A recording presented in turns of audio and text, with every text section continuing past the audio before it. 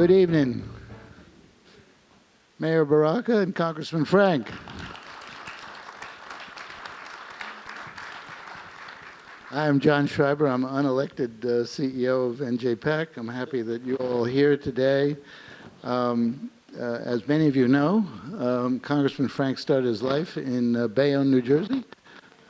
Yeah. What's that? Exit 14A. Exit 14A. Right. Be sure to put the mic up, Congressman, so everybody hears you. I want to make sure they hear you. Your cousin Dave Gollish is right there. So thank you, Dave, for telling me that Barney Frank was your cousin. So that was helpful. I'm really up here tonight just to keep the ball rolling, and I'm here to listen, as everybody else is. We will have a short time at the end of our session for questions towards the end of the evening. The ushers are going to come down the aisle twice over the course of the conversation, and if you want to ask a question of the mayor or Congressman Frank, write it down on an index card, hand it to the usher when they collect, and maybe your question will be asked.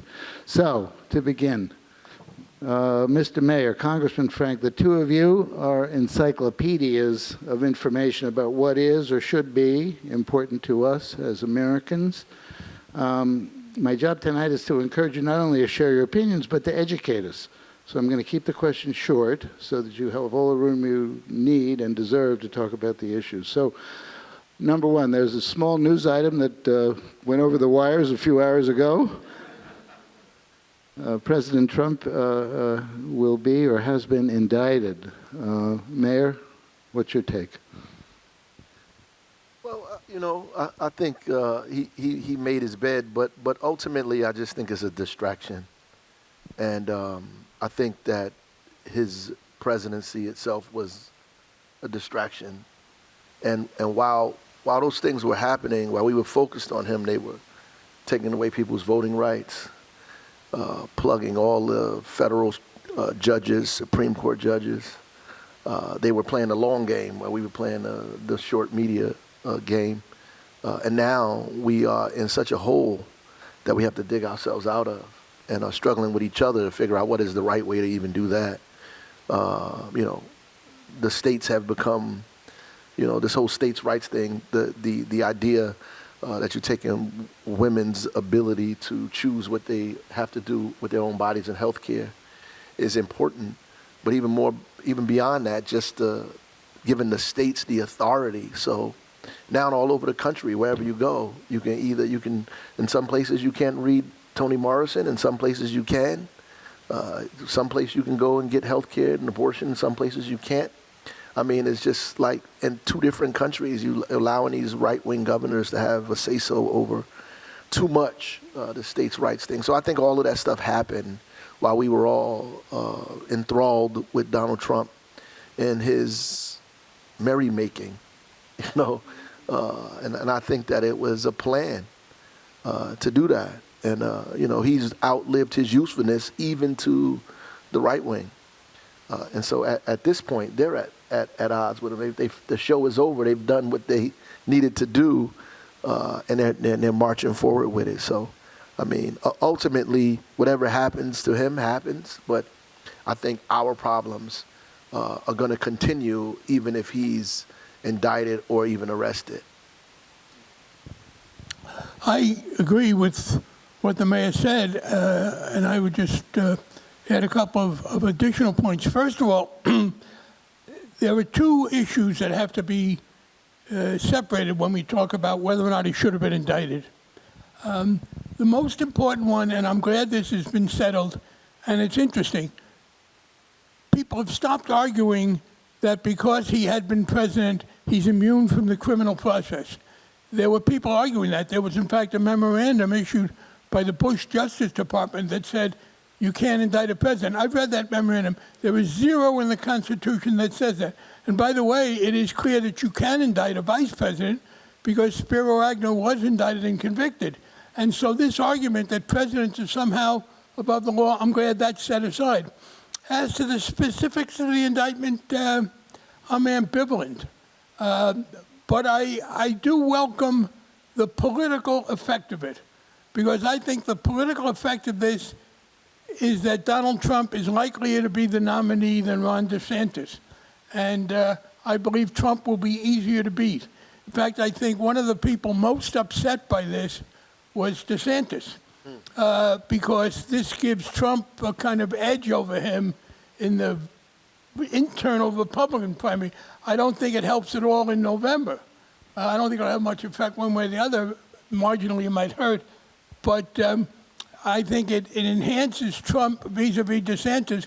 And my guess is DeSantis is now experiencing something that the late conservative William F. Buckley once said. He was writing years ago about a couple of Hollywood people, and one was jealous that one of his colleagues had been accused of being a communist, and he hadn't, because that brought a certain amount of notoriety. And he said the guy who wasn't accused was suffering from subpoena envy. And I think Ron DeSantis has subpoena envy vis-a-vis Donald Trump. I love that. Someone wrote in the last couple of hours that if Trump refuses to fly to New York for the actual charging, DeSantis will be obliged to extradite. Yeah, I'm sure Trump will go. All right, so it's a story. It's a developing story. So we'll keep our eyes on it, and also in Georgia, and also with the January 6th. Do you think there's a possibility of a trifecta, or? Well, don't rule out, by the way, and I talked to some judges in Washington, you have to get 12 to convict. And so this is by no means a slam dunk conviction. Even in Manhattan, obviously, it's a more favorable venue for the prosecution than some others, but it's judges in Washington, D.C., I think, were confident that they could get a conviction there if they had to. I think even in Manhattan, that's a much trickier thing in a case like this. I definitely would agree with that. I think that, too, that DeSantis is a lot more dangerous than Donald Trump as well. I don't think anybody's more dangerous than Pence, but Why do you say that? I mean, have you ever seen this guy? Yeah. I mean, he allowed a fly to sit on his head all this time. Talking about it. Something's got to be wrong with this guy. No, but ultimately, I think that I don't think Trump will be convicted of anything. That's why I think that the process itself is almost a waste. But the way the congressman puts it, internally for Republicans, it makes it more interesting to determine who's going to be the nominee and how the internal politics is going to play out. But in terms of the larger country and our movement, our progress forward, I think it is, it makes no never mind, actually. I don't think he's going to be convicted. I think it'll be a lot of attention drawn to this situation.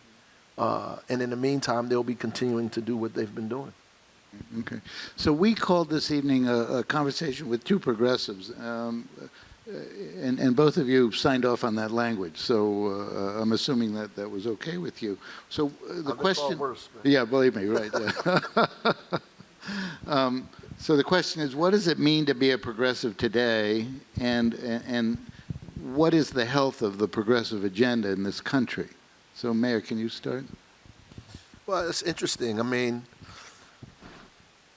things are so wild. I think it's easy. Everybody's calling themselves a progressive. I mean, at this point, anybody that's opposed to the craziness that Trump and the rest of those folks are doing, they're saying they're progressive. I mean, I don't know if there's any really solid definition at this point, as it used to be, for what progressive was, what it was to be considered a radical or an activist or those kinds of things. I think it's a more liberal term, today. Basic things that we're fighting for now that we should not even be discussing, actually, like whether books should be read in school is like something that was 30, 40, 50 years ago. To be having this argument now, and if you say you're opposed to them banning books, then I guess you're a progressive, right? But you could say you're normal, right? You're right. Exactly, and that's what I'm saying, right? So, at the end of the day, we are fighting for things that have already been settled 40, 50 years ago, have already been settled.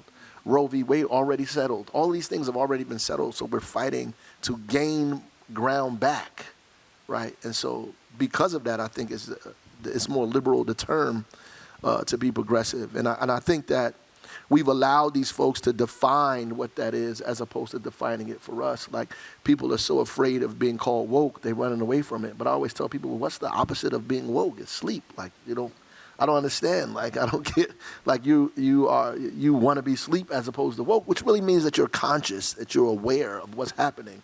And you should be aware of what's going on. I mean, why would you want to be unaware, right? And that kind of thing means that we have to do better, on our side, I would say, in defining what we mean when we say progressive, defining what we mean when we say people are on the left or people are progressive. Or I just don't think there's a definition for it. And all of the things that we support, we don't market it properly. We know what we're against. We just have not defined what we're for.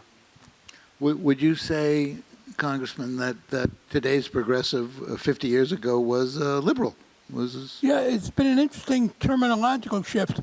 Years ago, there was a period when liberal was considered a bad word. I mean, go back, 30 years now, when George Bush, 35, very effectively used it against Michael Dukakis as a liberal. So there was a period when I was younger when people called themselves progressives as opposed to liberals. It suggested maybe you were a little more moderate than being liberal. That's now flipped. Today's self-defined progressives are the people who consider themselves, and in fact are on the left of the Democratic Party, so that the progressives are now to the left of the liberals. I think with regard to the progressives, I think you have to divide it into economic and sort of social, cultural. And I do have this concern. I've been on the progressive side for my whole career. And I think we're in a situation now where there is a problem where some of the progressives, justifiably angry at what's happened, are underestimating the selling job we have to do with the public. I think we're in this situation. The mainstream liberals, including Presidents Clinton and Obama, whom I supported, but they made a big mistake, I believe, in ignoring economic inequality.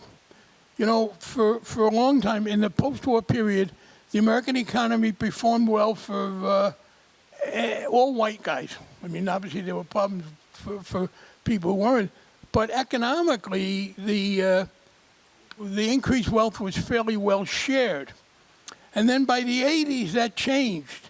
Manufacturing jobs sank, and you had world trade and technological change. And so if you look at the numbers, beginning in the 80s, as the economy grew, a small percentage of the population was getting that growth. And that ultimately led to the anger in the world, not just here, but in the world that you see in France and England and in America.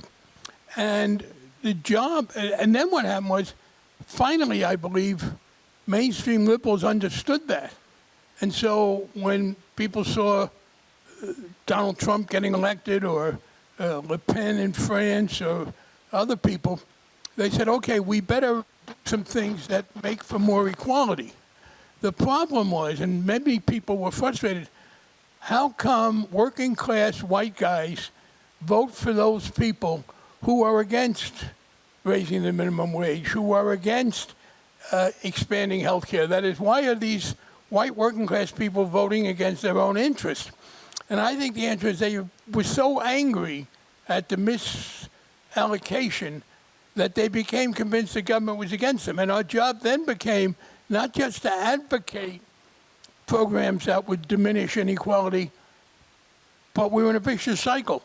People were so angry at the inequality that they opposed any kind of government efforts. They blamed the government.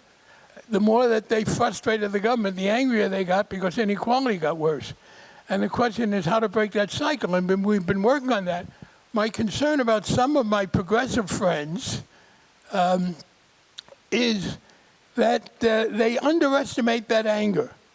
And they have, I think we're in a position here where you can get people to be supportive of particular government programs in health care, in unemployment compensation, but they're still a little skeptical, more than a little skeptical about government in general.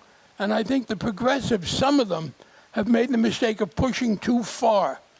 For example, I think expanding Medicare would be very popular and have a good effect and persuade people that government can do good.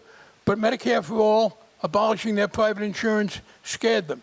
So what my advice to progressives is, yes, we have to break this deadlock, and we have to do things that treat people more fairly, but you have to do that on an incremental basis because you have to show them. You can't just talk them out of it. And that's similar with discrimination. Look, people like to say, oh, things are terrible, or the good old days. When I was thinking about going into politics, I knew I couldn't be successful because I'm gay. So in the 50s, when I was young thinking about it, I knew that to be a politician, you had to be popular, and I was gay and I was unpopular. By the time I retired in 2012, being gay was much more socially acceptable than being a congressman. No question. What people have to do is, okay, we have to fight back against that. But once again, you got to read the limits. And I think you can overdo any fight. And so I agree with all the aims of all my progressive friends. But I think they have to take into account that we have an electorate, elements of which are so angry that we have to proceed, not try to do things, but do them step by step so that we can demonstrate what we want and then go beyond there. So I might have a little different take on that, because the conservatives, the right does not do that. They come right out and say they want everybody to die. I mean, they go all the way to the end. I mean, whenever you can get up and tell people, we're going to arrest you for reading a book in school, that's all the way to the right? And when DeSantis can say he's going to do something like that, when they get on TV and really just characterize all immigrants as criminals, and all of the things that have been said in the last few years, to me, is so far right. And they're winning elections off of this very right-wing vitriolic rhetoric that they've been pushing all over the country. And one thing I do agree with is that the economic agenda that I think progressives and the left, we have to be as clear and specific about what we're talking about and push this idea of making sure equality is real for all Americans. I do believe that Americans would support Medicare for all. I think they should. In 2021, the 5 top healthcare companies, insurance companies in America, made upwards of $11 billion, and that was a decrease in what they made the previous year. So they made record profits that they've never made before in the middle of COVID. Right, billions and billions of dollars. United Health made $6 billion in the second quarter alone in the middle of the pandemic in 2020. And they did not pass any of those rebates on to anybody in America. They kept those profits, right? And then raised people's premiums in 2022 and 2023, right? And so I think Americans feel that. And that has to be said and articulated in a way where people begin to understand that we need serious and immediate action. Martin Luther King said the problem with what the congressman was talking about is that the white working class in the South was fed Jim Crow. And when the economic system didn't work for them and they could not feed their children because their pockets didn't have the money to feed their children's wrinkled stomachs, they fed them Jim Crow. And so when the country feeds division and racism and white supremacy, it creates natural division with natural allies. So people who should be naturally together become separated because of these things on religion and race and nationality and culture and sexual orientation and all of these things, because that is how they weaponize our ability to organize against them. They do very specific things, and I think Trump was the master at creating those divisions, right? Where you get to a point, it gets so bizarre. You got a man in a Viking hat running into the Capitol, right? So it's so wild that they're able to create these kind of divisions, and it makes it almost impossible for us to organize around very specific issues that affect all of us. And then when you start talking about like nationality and race, people who should be with you say, oh, we don't need to talk about identity politics. Well, the people who say they don't want to talk about identity politics have never had their identity in question, right? And so that's why it's important for us to be tolerant of one another, right, and deal with the issues that we have and with each other and be forthright with that. Because the fight is, what the congressman really said, is about our economic survival more than anything. It's about our ability to live.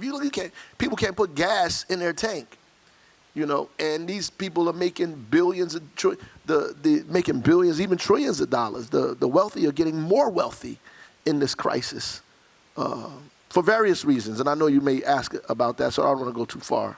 Yep. Mayor, let me, I agree with your two basic points, but with some differences. First of all, I agree that the right is swinging wildly and going all out, and frankly, that's our road to success if we play it right. Look, they have not won big since 2016, and I think that becomes more and more the case. I think, for example, abortion. For years, that was an issue around which they could organize.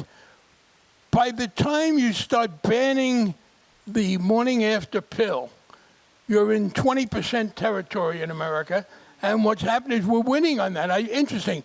I was just reading an article about this MAGA pact that is supporting Bush and supporting Trump and attacking DeSantis, and it notes they spent millions of dollars on 6 candidates in the 2022 election.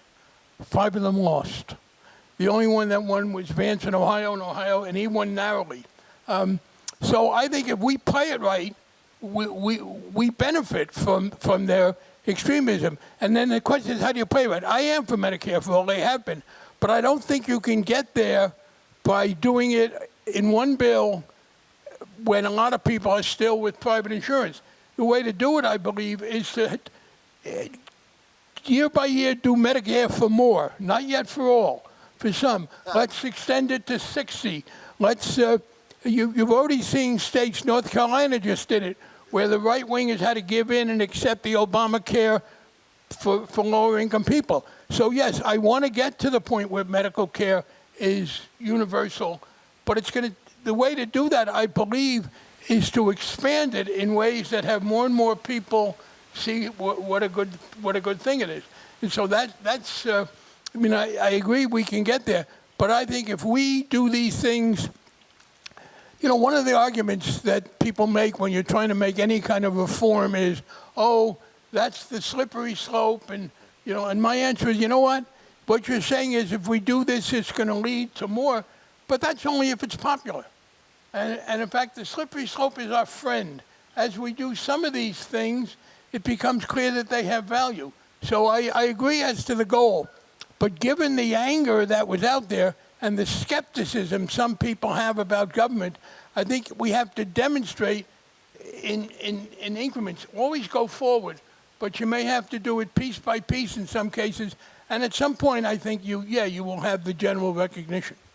So Will Rogers, an old radio comedian, once said, I'm not a member of any organized party. I'm a Democrat.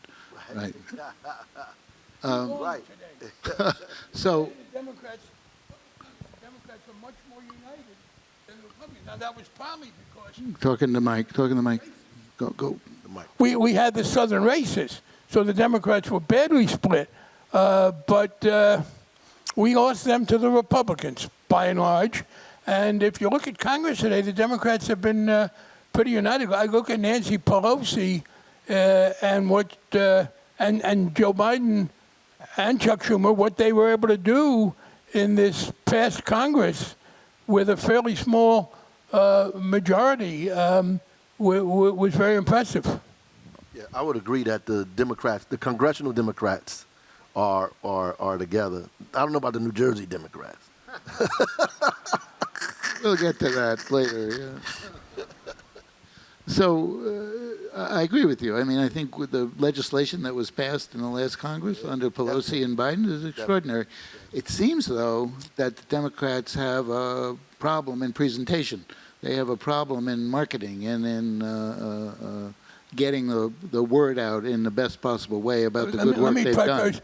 I think the answer is there's a limit to what the word can do when people's minds are closed. And I agree, it's a vicious cycle. I mean, we were all frustrated. People go back, I'm sure some people here who are on the liberal side have said this. Why do people vote for, why do union members vote for a union-busting group of people? People who are going to hold down wages, et cetera. And I think that there's this anger. So I guess my point is, the anger has reached a point where you can't talk people out of it. You got to show them. And so therefore we should pick the most popular things we can do. Like I would extend Medicare down to 60, and the minimum wage increase has turned out to be very popular, and do some other things like that that will help persuade people.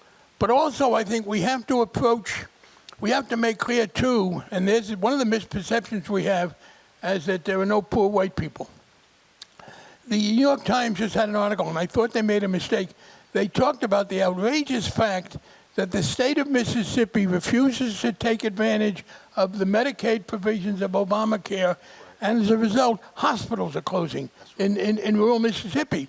And the Times, I thought, though, made a mistake, and they said, and 35% of the people going without medical care are people of color. And what I also would say, yes, which means 65% of those people are those angry whites who have been fed the Jim Crow line that the mayor talked about. So I think we yes, it's important to defend minorities, but it's important to point out too that, yeah, we're doing this for everybody. And I think that's the approach, is to have a series of measures that improve health care and wages and educational funding for like free community college and free tuition for public schools. Those are concrete things that you deliver to people, and that's how you persuade them. I don't think all the rhetoric in the world is going to work with some of these people who've been so embittered. I don't disagree with that part of it, but I want, it's like even these people are opposed to students having their loans forgiven. I mean, these are dangerous people who would be opposed to people having their loans. Like, I mean, it feels like you want people to be in poverty. It just doesn't make any sense to me. But ultimately, I think that the Democrats, or the Democratic Party, I should say, because my mother always says she's a Democrat with a little d. I think the problem is that they're busy chasing people who are not coming. Right? They're trying to look for votes that's not going to show up. Right? And so as a result of that, you abandon your base. And when you don't strengthen your base or give them the reason to fight, they flee, or they become apathetic and stay home. Right? As opposed to strengthening your base. And then the message lacks hope. Right? So I would agree that the messaging is a problem. It lacks hope. Frederick Douglass, right after Dred Scott in 1857 declared that that we had no rights, that the country was bound to respect, that the Constitution did not recognize us as human beings, that we were in fact property, and property could not sue their master. He didn't use that as a moment to lament, right? He said that oppression even as organized as ours is, always looks invincible up until the moment that it falls, right? And talked about, even use scripture to talk about David and Goliath and all these other kind of things, really emboldening more people to go out and struggle harder against the things that are oppressing them. And sometimes we have this idea that when conditions get worse, people get organized. And that's just not true. When conditions get worse, people get beat up and they get depressed and they lose hope and they lose sight. So the messaging itself has to be inspiring, especially in difficult and dark times. And so if the messaging is not inspiring and the candidate is not inspiring, and you cannot galvanize people, then you're asking to lose in a situation where people already want to stay home. I just want to firmly and enthusiastically agree with what the mayor just said. A lot of activists make the mistake of saying, you know what, if something gets better, we don't want to say it. Because if we tell people things are getting better, they'll become complacent. Yeah, you need people to think that improvement is needed, but you can talk them out of even trying. If nothing is an improvement, if nothing has ever gotten better the way you tell them, then some of them are going to give up. That's exactly right. You need to give a balanced message. Things need to be improved, but they can be improved if we work at it. And the other point as to the base versus I would make this distinction.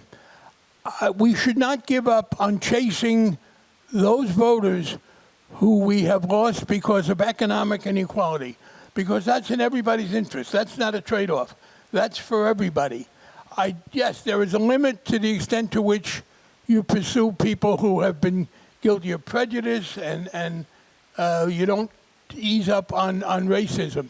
You don't ease up on trying to improve policing because you're going to alienate some of the people on that side. So I would make that distinction, because I believe, by the way, if you look historically, while people will say they're angry because of racial and other feelings, I believe by far the major cause of this right-wing angry populism is economic.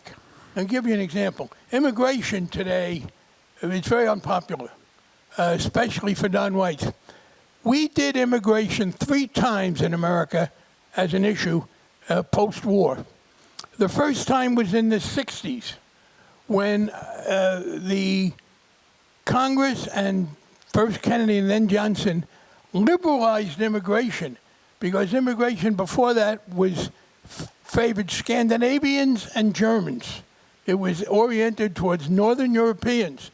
And they changed it, and they increased immigration from, if you'll excuse me, what Donald Trump called the shithole countries. They were the beneficiaries, and it passed overwhelmingly. And then, in the 80s, a great Newarker, Peter Rodino, was chairman of the Judiciary Committee when we passed a bill, and I was part of it, which gave legal status to 11 or 12 million people who had come here outside the system. And that was popular, because those happened during a period when prosperity in America was more widely shared and people didn't feel as threatened. And now immigration has become a source of support for the bigots and the restrictionists, I believe, as a reaction to them feeling economically threatened. And I think that's very clear. 3 bouts of immigration, 2 liberalizations when the economy was growing in a fair manner, 1 when an economy in which inequality was growing, which has a negative effect. I totally agree with that. But then the question becomes, how do you make people understand that the reason that they are losing their wages and that they're poor and their dollar is worth less now is because of the economy and the policies, and not because of the black guy who lives next door to them? No, I agree, Mayor. You just put out the central question. My view is this. We've tried to talk to people, and but I think the only way you're going to make a breakthrough, well, I'll tell you what I think became paradoxically helpful, COVID. Because COVID spending on the domestic issues became popular during COVID. Right. And you see that. But now I think the thing is this, and you have absolutely summed it up perfectly. I believe I I admire the way you put it. How do we persuade them? I think to some extent, yes, you can talk about it, but it has to accompany concrete measures. We have to prioritize those morally correct examples of economic assistance to people who are stressed. And that'll be across the board. There's no racial issue there. And once people experience that, they may look better. I have one thing, I'm writing a book about this, and I came across one book in which they mentioned polling people in the white working class. You get those negative feelings that we have been talking about. But they had one example where there was a breakthrough among a certain group of people. Those were people who had received increased unemployment compensation during COVID. They experienced in a very direct way what the government could do. So I agree, that's the goal. And yes, we have to explain it, but we also have to accompany it with concrete measures that address some of the problems. People's stress in health and in housing, to the extent that we can alleviate that, we don't just do good in the specific, we help make the general argument. So I want to go back a little bit in history with each of you. You were each activists very, very early. Mayor, in your memoir, the book of Baraka, your audio book, if I read it right or listened to it right, believe me, Kardashians have memoirs. Well, you deserve your own memoir. Your earliest engagement with political action was as a student at Howard, right? Can you talk about that for a minute? Yeah, I mean, at Howard University, I kind of was in the environment where helped me find the politics that I guess was already in me from growing up in my household.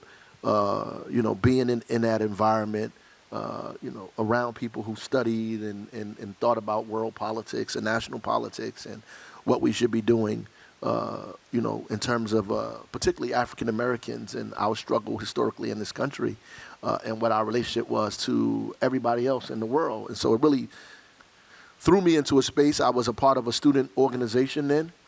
We took over the administration building because Lee Atwater was being put on our board. Lee Atwater. You know a little bit about on the that board of Howard. Yeah, on the board of Howard.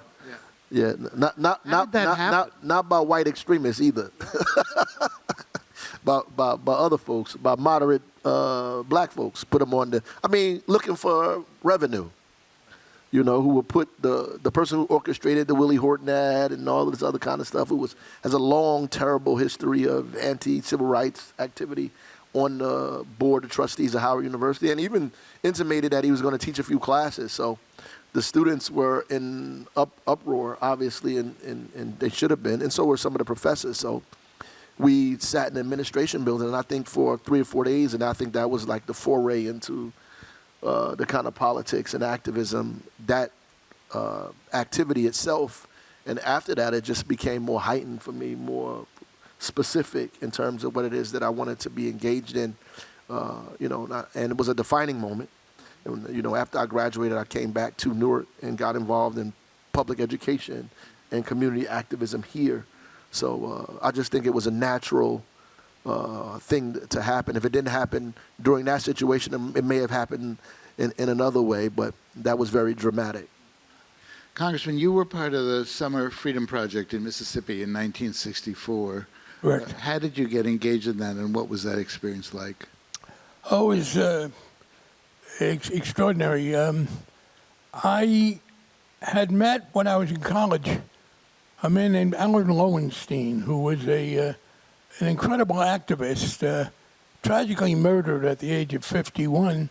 But he had an energy, and he understood, he embodied the point the mayor made that I continue to stress is so important, namely to say to people, look, things are terrible, but they are changeable.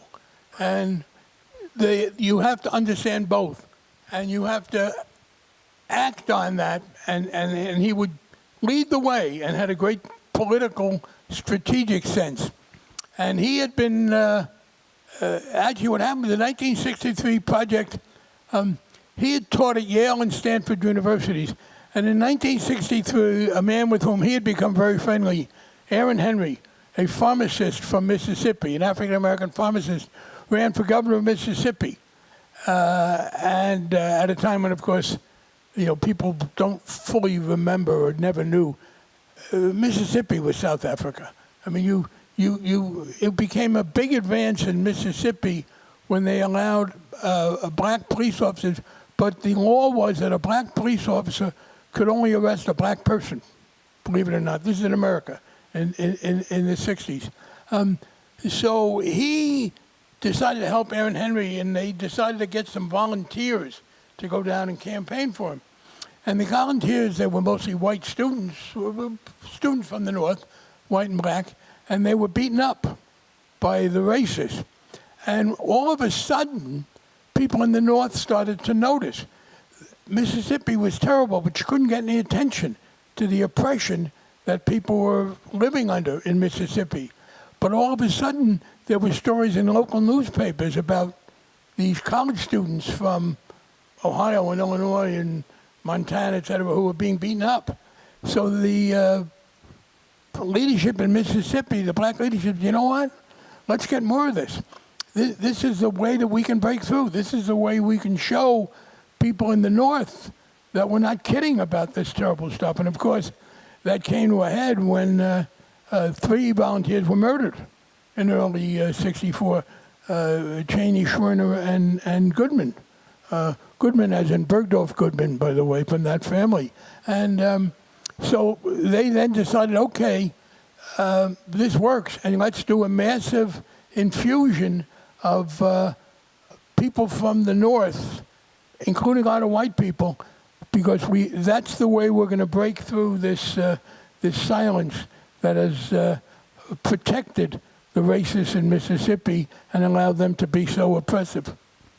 Like Viola Luiso from Chicago, I believe. It was Presbyterian, Unitarian, Italian white woman who went down to participate in marches and became a very important part of, desegregating in the South and trying to get people the right to vote, who was consequently murdered by the Ku Klux Klan, shepherding, freedom riders from the airport back to their homes. So she went down south, Right. and never got an opportunity to come back. Talk for a minute about LGBTQ rights. They are being severely limited in Florida and in Texas. Marjorie Taylor Greene was in the news cycle a couple of weeks ago when she said we need a national divorce, right? So that these restrictive measures can occur with a lot of fresh air around them. What do you think of what's happening in those states? Well, actually, what can be done? In the first place, you got to divide them. There is a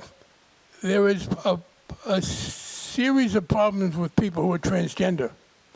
As far as people who are lesbian, gay, and bisexual, no, things have not gotten bad. In fact, for example, just as abortion is in the process of being decided politically in favor of women's freedom, same-sex marriage ain't an issue anymore. It was as recently as 12 years ago, before the Supreme Court acted, it was an issue. So and here's the deal about the rights of any minority, but certainly true with LGBTQ. If you look back at history, we have not made progress in any area of discrimination nearly as profound as in this area. And in fact, and I said something in 1987, which sadly I believe has been vindicated, namely that the American people were less homophobic than they thought they were supposed to be, but more racist than they were prepared to admit. And while we started much after the question of fighting racism, we've gone ahead further with LGBTQ, and I think a very simple reason. Almost all gay, lesbian, and bisexual people have straight family members, but most African members don't. I mean, being black has subjected you to much worse mistreatment than being gay. There's only one area where black teenagers have had an advantage over gay teenagers over the years. They never had to worry about telling their parents they were black. Their parents knew that. But so I think in much of the country now, including in Texas, you can live as a gay, lesbian, or bisexual person freely. The problem is the resistance to people who are transgender, the nastiness. I don't understand it. I don't understand what motivates people to want to inflict pain on people that we know are going through difficult times. And the point here, and let me say, I am optimistic for this reason. In 1970, the country was officially homophobic. Gay people couldn't get a security clearance. Gay people couldn't serve in the military or marry. And then what happened was, for a variety of reasons, overwhelmingly, we came out. We identified ourselves, and people learned that they had gay and lesbian relatives and friends and doctors and patients and students, etc. And that led to a breakthrough. The transgender community is undergoing that much later. 30 years ago, transgender people were still closeted, even 20 years ago. So what we're now seeing is, like what happened with gay people, transgender people are coming out, they're not accepting being hidden away, and the initial reaction is resistance.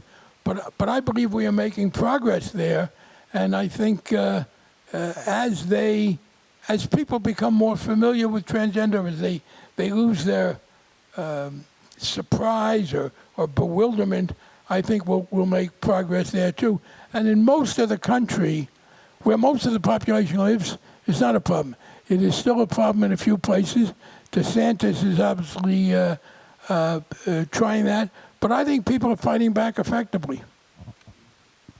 I mean, I'm surprised at the level of optimism that he has, but I guess, you know, in leadership, we don't have the luxury of being pessimistic either. So I would say that there's definitely been incredible amounts of improvement in terms of the LGBTQ community and access to rights. But what I would say is that there's been significant pushback at this point to kind of eradicate those gains, and that people ought to be cautious, at least, and vigilant in organizing and making sure that those things aren't pushed back, like same-sex marriage and all these other. I mean, if these people want to stop you from taking the morning after pill, they certainly oppose to same-sex marriages. And, you know, we just have to be vigilant and stand on the wall and make sure they don't repeal these things. And these states' rights is becoming more and more dangerous. States' rights, when I hear states' rights, like for me, historically, it means slavery, right? So, I mean, that is bearing itself out in terms of what it is meaning in a modern sense for people's rights that are being repealed and pulled back and attacked openly. So this stuff is not like a secret memo, you know, between individuals in a back room. These are open dissertations that people are having publicly, public discourse that's like really kind of popularizing, demonizing individuals and undermining their humanity, right? That's what's happening in the public sense. And so we have to be as vigilant, fighting back publicly with that, with ideas, to push back against these ideas that are dangerous, dangerous things, right? The ultimate end of racism, right? The ultimate end of racism, to me, is the annihilation of people, right? So that's where it ends up. Like, it ends up where you begin to destroy whole, is genocide, you know, because that's the idea, the logical progression of that idea. So, Mayor, I agree with you in the description regarding transgender, but look, one of the things that's a fact of politics that all of us who practice it understand, it is a lot easier to keep people from getting something in the first place than to take it away from them once they've experienced it. That's our biggest defense. And here's the deal with you regard. don't stop them, but I agree with it. Yeah, no, but what it means, you mobilize the opposition more easily. And with regard to marriage, for example, 1996, Congress overwhelmingly passed the so-called Defense of Marriage Act. We had 1/3 of the Democrats in the House voting against it. Every Republican voted for it. Recently, in the end of the last Congress, not only did every single Democrat vote to undo that, but so did a number of Republicans, and nobody is running on undoing that anymore. So, yeah, but I agree. What's happened now is they have shifted the focus to transgender people, and there is a major battle going on there, and I agree. That is one that requires us to dig in and defend. In light of, here are some questions from the audience. Number one, in light of the recent financial news, could 2008 happen again? No. Why? Because, and I've written this, there'll be a piece in the Wall Street Journal, because the most important things we did in 2008 was to outlaw the bad practices that had filled the banks with toxic assets. Leading up to 2008, you had banks competing with each other to give mortgages to people who were being misled and abused, and there were hundreds of billions, trillions of dollars in mortgages that couldn't be repaid. Secondly, those mortgages were then packaged into securities and sold so that between derivatives, you started out with bad mortgages, and they were then packaged and distributed through the system. So the problem then was that many banks didn't have real assets, or the quality of their assets was terrible. That is not the problem today. There's been a liquidity problem. That is, they couldn't meet the run. But the quality of the assets is much better. And that's the biggest single difference. Now, you got to look to the future, and there's an issue we have to deal with. Look, financial regulation has always been a case of the rules catching up with innovations. In the 60s and 70s, the innovation was the packaging of the subprime mortgages and selling it. It took us a while to get, and that caused a problem. We got rid of it. There are two innovations that have unsettled things today. They're not nearly as dangerous, but also more to the point the regulators, I think, are ready to get on top of them. One is crypto, which is a new phenomenon, and it is not yet sufficiently regulated, I think. Beyond that, though, it's a technological thing. One of the key reasons for the crash in 2008 was information technology. Before computers, you could not have packaged mortgages and sold them the way they were sold. So that what happened was the financial community took advantage of information technology and overcomplicated things and became overconfident and built a whole superstructure that had no basis. What we're seeing today is a migration of that. Information technology has now transformed the nature of bank deposits. You used to have to maybe write a check, go to your bank if you want to withdraw your deposit. Today, switching your deposit from one bank to another is instantaneous. Push that button, push that button. Deposits have become much more volatile. I think we have to, so the combination of uncertainty over crypto and the volatility of deposits caused the failure of two banks, not dozens. But the main reason is that we have not gone back to a situation where the banks have made a lot of bad loans and then sold each other the bad loans and then insured each other against the bad loans. The asset quality is much stronger. And liquidity issues, which is what we now have, are much more easily dealt with. Well, I think that I would agree with that, especially around housing and the housing market and financing mortgages and real estate. Part of the issue is the economic system. Period is fragile right now. It's very fragile, and what happened in those two banks could easily become epidemic, and that means that people. What happens is that people lose faith in those in smaller banks because they see that those banks are, tilting, so they begin to run those banks and pull money out of those banks, and it becomes spiral effect, and so a lot of smaller banks go out of business, and more working people have money in these little smaller banks. It affects them differently than it affects everybody else. But in terms of what we're experiencing now, that COVID really unleashed for everybody with this inflation that they're blaming on social programs and blaming on all these other things, really is what they call in Europe austerity, or what we're doing here in America, being under the auspices of being efficient. So we do not produce more than we need to, right? They produce a kind of exact amount.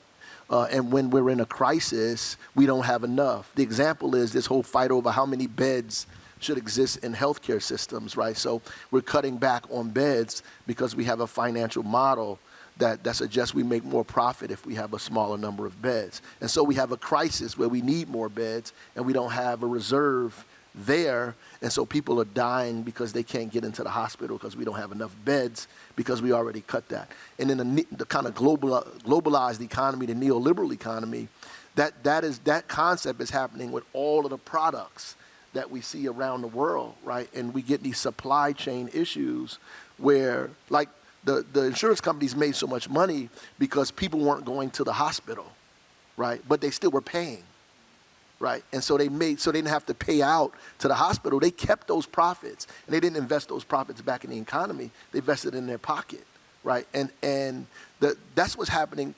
internationally, and we're allowing people to say, oh, this is happening because we gave people stimulus checks, right? Or which in and of itself should be problematic for folks, because what you're saying is that if you give people the opportunity to spend money in the economy, then the economy goes bad. So that means that the economy has to survive off of the idea that people must remain poor, right? So, or they can't participate in the economy. So even this discussion about worker shortage, which is a lie.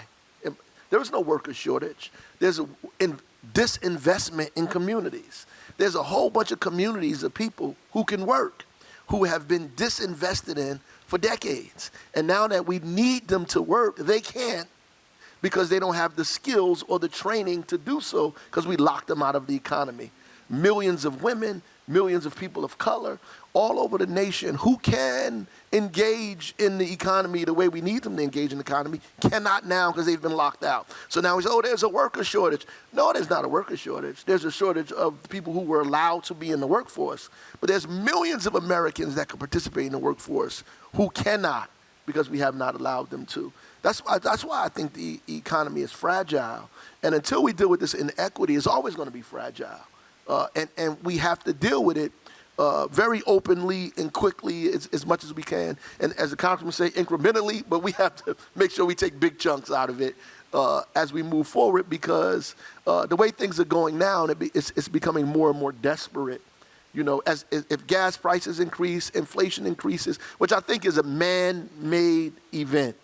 Has nothing to do with science, not social science, not economic science. These are people who are raising prices on things that they have orchestrated themselves through the measures that they created to make themselves more money, and they continue to make more money while workers get less and less and less. Two quick things. First, my preference for incremental is that I think that's the only way that works. I mean, I'm for doing as much as we can get the votes for. Let me put it this way. Yeah, and I do think, though, that when you have a problem getting the votes, that's a self-fulfilling, it's a self-fulfilling process. Getting something is not just important for what you get, but it builds the platform for the future. By the way, for instance, and I should have said this before, I am for Medicare, not Medicare for all, but Medicare for all who want it.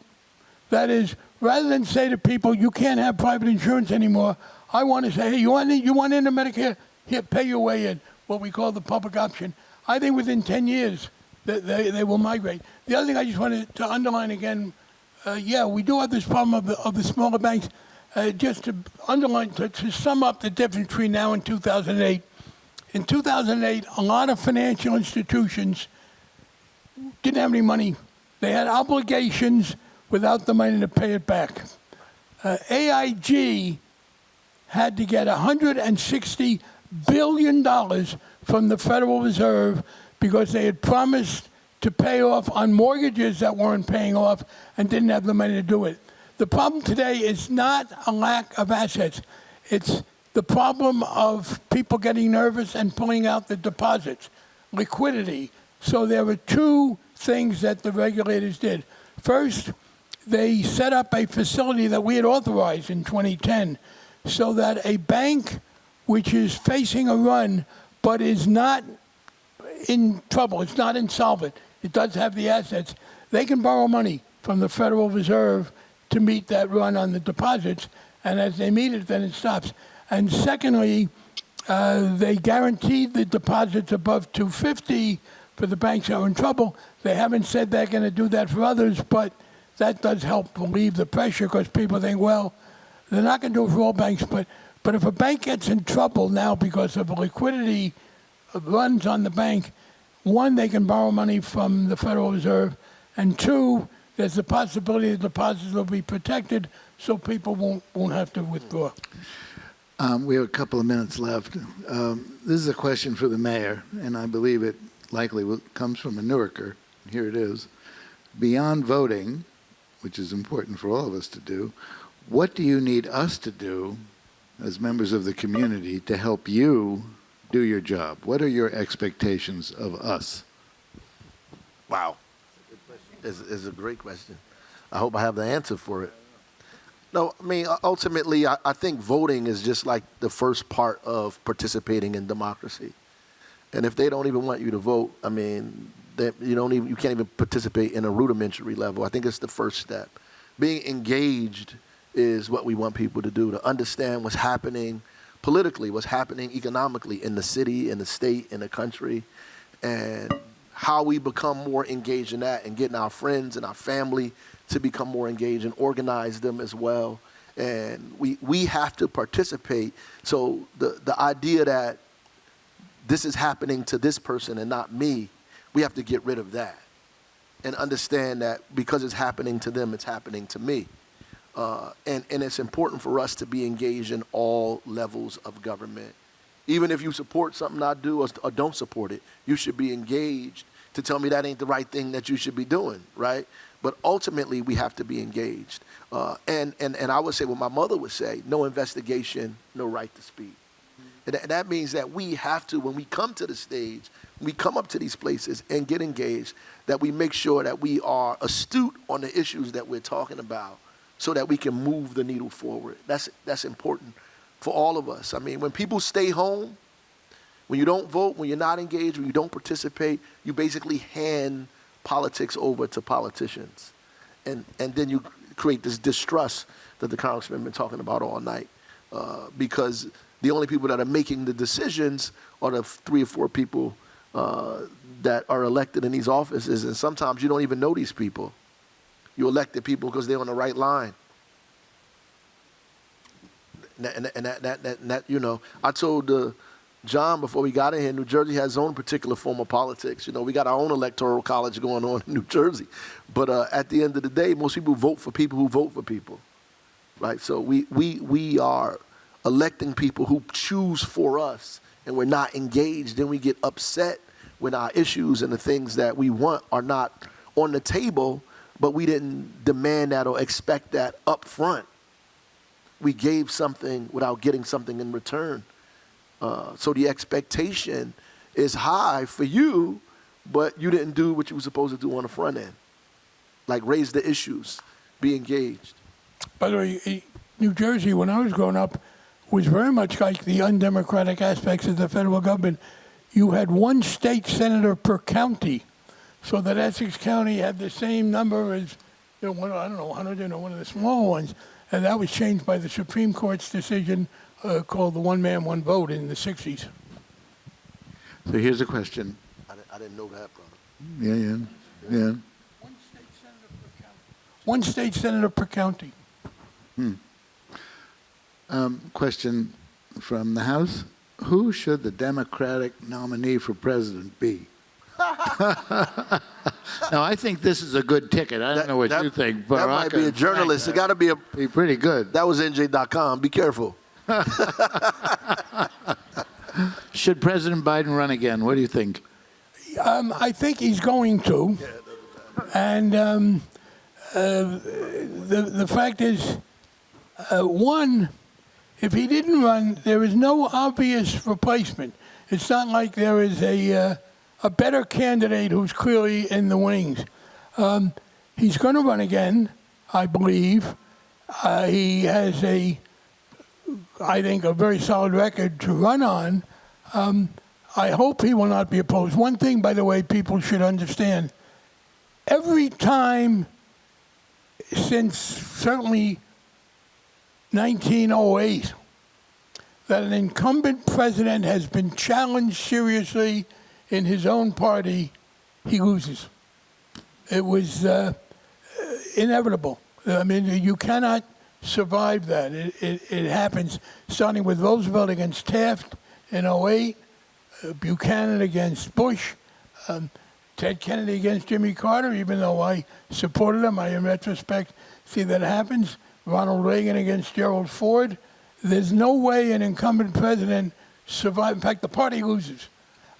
So I think Biden does run again. One of the issues that has to be addressed now, I think, is one of the most unfair things in American politics is the unjustifiably negative view of Vice President Harris. And I hope that the administration will put some more attention. Look, let's be realistic. Given the president's age, the vice president becomes all the more of a factor. And I think that there are assets of Vice President Harris that should be developed. And I give one that may be a little controversial. One of the great mistakes I think that has been made by some of my progressive friends, they're in a minority, is this defund the police and to give the impression that we would not just want to reform law enforcement, but diminish its scope. Kamala Harris is the highest-ranking former prosecutor in American political history. She was the DA of San Francisco, the Attorney General of California. There is no evidence of her being unduly soft on crime and failing to uphold law enforcement. I think what the Democrats would benefit from is having the vice president make it clear, look, we are for effective policing. That means combating crime, but to do that, you have to have a police force that people have confidence in. And I think one of the things that we should be doing is telling Vice President Harris to draw on her successful prosecutorial career and do away with a misperception that some people have about the Democrats, but also give a chance to show her great strengths. I concur. Well, should President Biden run? And if he does, do you think he'll win? Well, I think he is going to run. Let me just say that, like we said, he is going to run. You were there yesterday. Yeah, weren't you? yeah.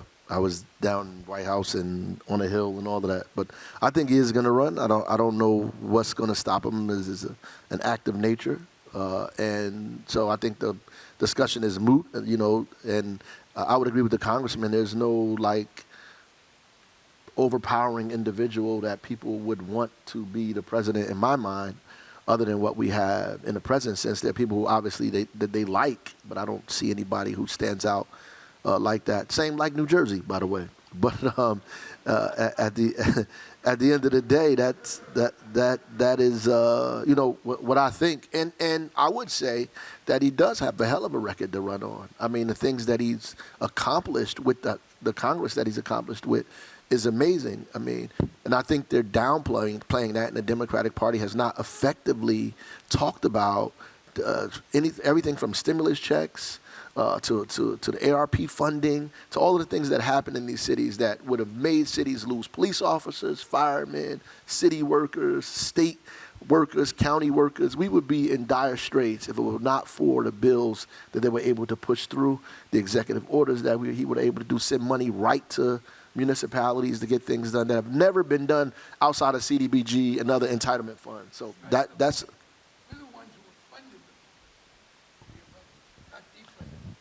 Yeah, and I would say even on that I would agree as well. Like at the end of the day, I think because of folks were very very upset and rightfully so at what was happening constitutionally to people's rights being murdered on the street.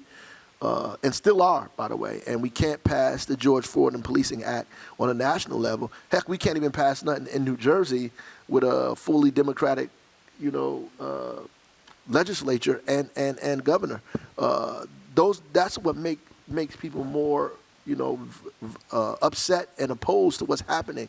But like in Newark, for example, we created other alternatives that are now being copied, like the Office of Violence Prevention, Brick City Peace Collective. The state of New Jersey is creating an Office of Violence Prevention.